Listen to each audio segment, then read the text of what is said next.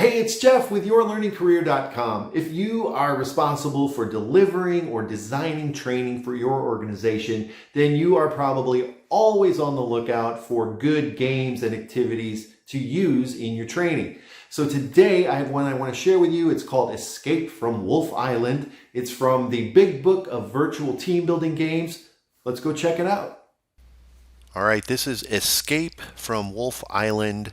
This is an activity that you can do as part of an in-person training session, or you could also do it as part of a virtual training session, which is really nice. It's very versatile. So the way this works is you're going to, first of all, you're going to divide your class up into teams. How many per team? That's totally up to you. It really doesn't matter. I mean, I wouldn't put 20 on a team, but you want to keep it manageable. But you're going to divide your class into teams, and then you're going to let them know what the scenario is. So the scenario is that there are 4 people stranded on this island in the middle of a lake. They were part of a bigger group that was on a hike, and then unfortunately these 4 got separated. The rest of the group took a boat back to the mainland, but these 4 people are still stuck on this island. Only 2 of the 4 people can swim. Now, speaking of swimming, even the people who can swim would not be able to swim the entire distance from the island to the mainland. You can only really make it about 3/4 of the way there before you would be too exhausted to go any further. So you would not be able to just have one person or those 2 people swim all the way back to the mainland to get help. And they're not able to spend the night. They have to be off the island before nightfall. Why? Well, it's not called Wolf Island for nothing. There are wolves that will come out. So everybody has to get off the island. So the objectives for your participants, so something to keep in mind here, your learners, your participants, they are not the people who are stranded on the island. They are making a plan for these people stranded on the island. So their objectives, the objectives for the teams, are to get the 4 stranded people off the island before nightfall, to plan that out, and using the items that have been found on the island. So there's a list of items that were found on the island. So you're going to share that list with your participants, and in fact I'll share it here. So I have a slide here with all the items. As you can see, it's a pretty random list of things, but this is the list of items that we'll give the teams. So I have them here on a slide, which you might want to do. I might also put this in a handout, which I'll talk about in just a minute. But there you go. So you give them this, you give them the list of items, and then you give those teams that you've set up a time limit on coming up with a solution. Then you're going to get back together and discuss the solutions. You're going to hear from each team. Each team is going to report out on the solution that they came up with. All right, so as far as preparing, as far as you, the trainer or the training designer, when you're thinking about preparation for this activity, it's pretty straightforward. I would have some slides to set it up, and you saw the examples I had. So I just had a few slides, one with the title. I had the scenario, the objective of for your team, and the list of items. That's what I have here. That's you can do that, or maybe you only have 1 or 2. It's really up to you. And then the other thing I would have is that list of items, and you can put that on a slide, or I would probably print it out if I'm using this in an in-person training session. If I'm doing a virtual training session, I'd send that list out to my participants just so they have it.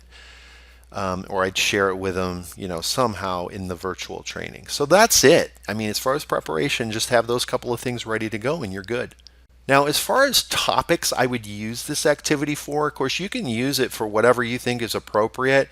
Probably the most obvious one would be for a team building session, and whether that's part of an overall bigger training or your individual team that you're using it for, obviously it's a great team building exercise. I could also definitely see this as part of a leadership training program, especially when we think about teaching leaders how to strategize and how to use critical thinking skills. I think a leadership session, it could really work well in that. Anything involving communication could be a really good place to use this. And then again, critical or creative thinking, anything where you're trying to teach people that type of skill, I think this could work. Now, these are just a few examples. I'm not saying these are the only things you could use this for. These are just some ideas. If you're trying to think of where could I fit this in with my training. These are just some ideas to get you thinking. The debrief. Now, when you get everybody back together and when you start going through the solutions, of course, the big question on everyone's mind is, what is the right answer? What is the way that you're supposed to get the people off the island? Well, as a matter of fact, there really is not a right or wrong answer. Now, that might drive your participants crazy. What? What do you mean there's no right answer? The purpose of this activity is not to come up with one solution. It's not, even though it has escape in the title, it's not an escape room where there's the solution.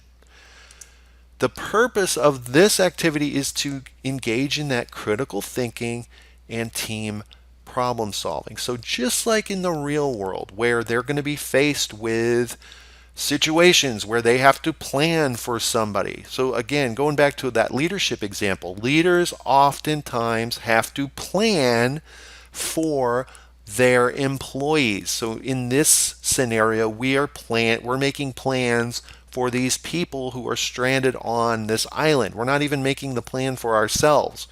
And so just like in the real world, there's not always a cut and dried answer. You look at the situation, you look at your resources, and then you come up with a solution. And your solution might be different from my solution, but they may both still have the same result. So that's what you want to get across. So, you might get some pushback from your participants about, what do you mean there's no right answer? And the point of it is, hey, life is messy. We don't always get a cut and dry answer. What we wanted to see is how you worked together to come up with your solution. And then you can lead into some discussion questions. These are just some ideas of questions you can ask. Of course, you can come up with your own, but here are some questions that you might use for this activity. What was the most important item found? That can be an interesting one to hear how the different teams feel about different items. One team might say, oh, obviously it was the inner tube. And another team might say, no, it was the beer bottle. Who knows? Because different items may inspire different ways of thinking or coming up with the solution. So that can be really fun to hear the thought process. What was the most effective skill in coming up with workable solutions? Hopefully you're going to hear things like listening to others. When so-and-so spoke up and we realized, oh yeah, that's a great idea. Do you feel that everyone's voice was heard in coming up with potential solutions? This can be a really interesting one. And this is one I, as the facilitator, would really keep an eye on or an ear on. Are people being heard, or is one person, because a lot of times one person will monopolize the whole thing. And so that'll be interesting to hear what people say. And you can talk about how if it was yes, everyone's voice was heard, great. What did you do to encourage it? If no, well, then what could you have done to increase the level of input? So that can be a real thought-provoking one.